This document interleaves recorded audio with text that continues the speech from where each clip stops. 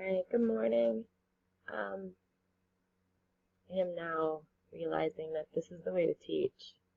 I am on my couch, fluffed pillows behind my head, laptop on my lap, about to give a lecture on pedigrees. Anyway, I'm cozy. So we just took a look at an autosomal pedigree. We're going to take a look now at what a dominant pedigree would look like. And one of the things, you remember before I said when you have unaffected parents that have affected children, that's kind of a clue that it must be a recessive trait. When we look at dominant traits, one of the clues is that it usually shows up every generation. And it doesn't have to like saturate the generation, but it usually shows up every generation. So here, that would be our first clue in this one, is that, well, it's showing up every generation. And then sex-linked usually, not always, but usually has more males affected than females. Usually significantly more males than females. And so this I would look at and say, well, it's pretty even with females and males also. That doesn't tell us for sure, but it kind of, those two clues together tell us this is probably a dominant trait. Turns out it is.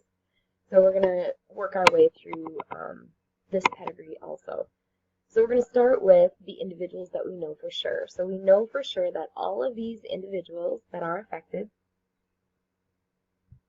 have at least one dominant allele. If it's a dominant trait, they have to have a dominant allele. So we can right away give all of these individuals a dominant allele.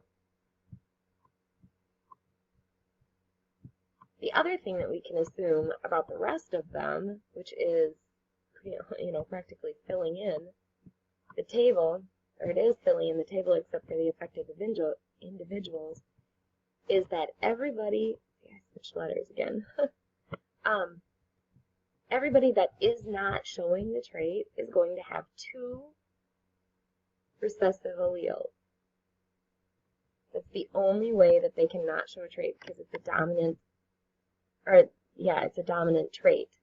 So if they aren't showing it, they had to get two recessive alleles to not show it. So every single one of these that is not filled in has to be two recessive alleles. So I'll let you keep filling in there.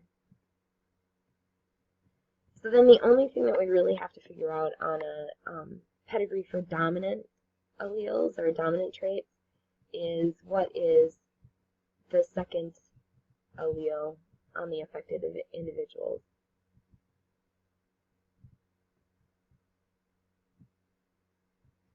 And this is pretty simple because unless you've got two affected parents, in this case, each of these affected children, the only parent that has a dominant allele to give away is right here. So this parent gives a dominant allele to each of his children. So the only allele that mom has to give is a recessive allele. So for all of these children, it has to be a recessive allele. So they're each heterozygous. Again, unless both parents have the trait, that's the only way that they can get two dominant alleles, one from mom, one from dad, then the offspring would have to be heterozygous.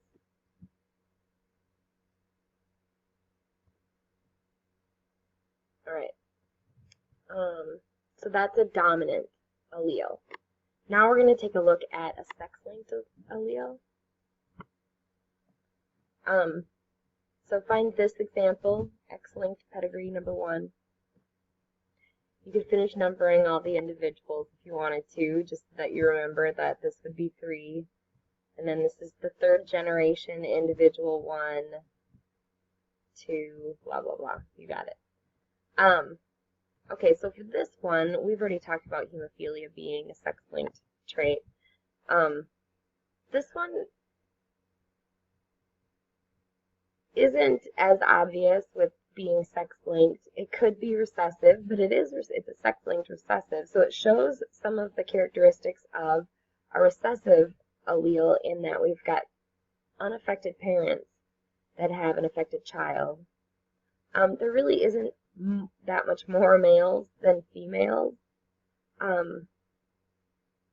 in all, but in this short piece of time here, there's only one female and 2 males that are affected in this case. Okay, so we're going to take a look. We just have to remember when we're doing sex-linked traits, you got to remember that now we're switching gears a little bit. We aren't just writing the dominant or recessive allele. We also have to add if it's a male or female, so X and Y. So an affected male, since this is recessive, we aren't going to do any sex-linked dominant. So we're just going to do sex-linked recessive because that's almost all of them. So hemophilia. A normal male would have to have that genotype. An affected male would have that genotype. An unaffected female, homozygous, would have 2 dominant alleles on their X chromosome. Females that are unaffected could also be heterozygous. And then, of course, the affected female would have 2 recessive alleles on their X chromosome. Okay, just a quick review on that.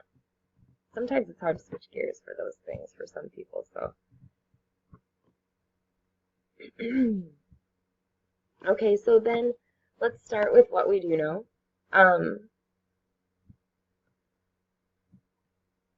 Dad is XY. Mom is XX. Mom is affected.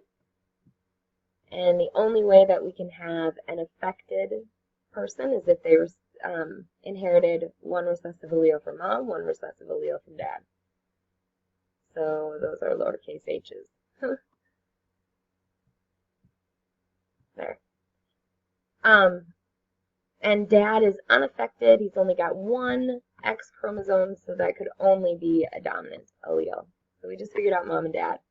We know that all of the children are unaffected.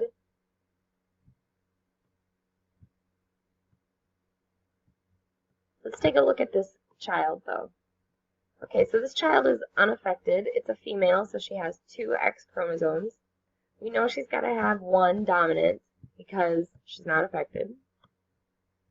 The only dominant allele that she could have gotten is from dad. So when we look at mom, the only thing that mom has to give is that recessive allele. So this daughter's second allele has to be recessive, so she has to be heterozygous. And then in some pedigrees, they will fill them in. If it's informative, not trying to have you predict the genotypes, then they won't fill in the carriers because you have to predict who the carriers are. But generally in a pedigree, if it's already finished and it's more of an informative product, like look at this, this is what we found, they would often shade in the carriers as a half circle, just showing that they aren't showing the trait, but they are carrying a recessive allele. And so we'd find that this daughter would be the exact same. She'd have to have 1 dominant allele because she's not showing, and the only allele that she could have gotten from mom was recessive. And this son has to be XY. He got his Y chromosome from dad. Oh, that can't be.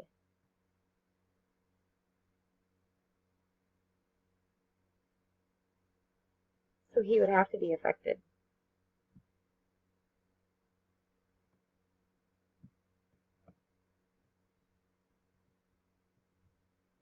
It must be a little early in the morning.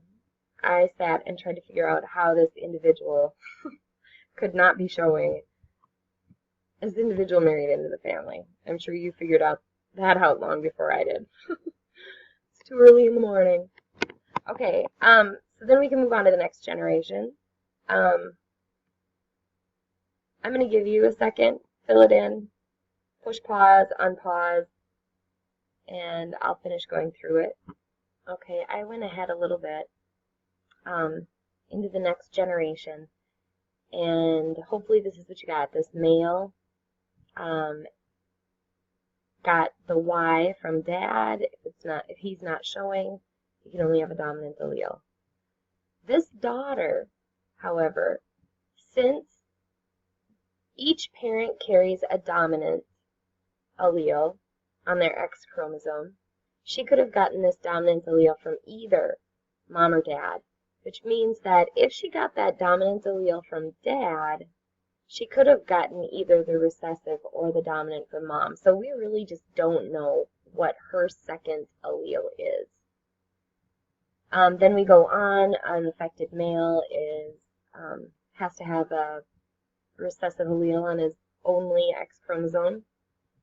And this person married in, we don't know their second allele. But we do know that you would think when you look at this pedigree, you're tempted probably to think that these children inherited hemophilia from their dad. And the girl partially so. The boys, though, the only thing they could have inherited from their dad at this point is the Y chromosome, or they would be girls. So we just learned that these boys actually inherited hemophilia from their mom, who is a carrier, because the only way they could get a recessive X chromosome is from mom. Which makes sense why we have an affected daughter right here. That tells us that she had to get a recessive allele from dad and a recessive allele from mom. Oh, I switched letters again. Oh my goodness. So we've got 2, switch back to H, recessive alleles. And then from there you can figure out all the boys have to have a dominant X with a Y. And these 2 daughters, they have to be carrying one dominant allele. Who's the only parent that can give a dominant allele? Mom. So what's the only allele they could have gotten from dad? Recessive. So these daughters have to be carriers. They are heterozygous. Okay, so once you fill out the table as much as you can, then you would go through and answer questions. These are pretty simple. How many males have hemophilia? You can just count those things. So then we could see what's the genotype for individual in, remember the Roman numeral 1, 1. So generation 1, first person. We would say that that is X, dominant allele, and Y. Phenotype, unaffected or normal. You could put either one. Normal in genetics is just used to describe unaffected. All right, so hopefully that gets you going in the right direction. Give each of the examples in the worksheet that my sub will hand out. Give those a shot. Write down any questions that you have, and we'll talk about it tomorrow. Have a great day.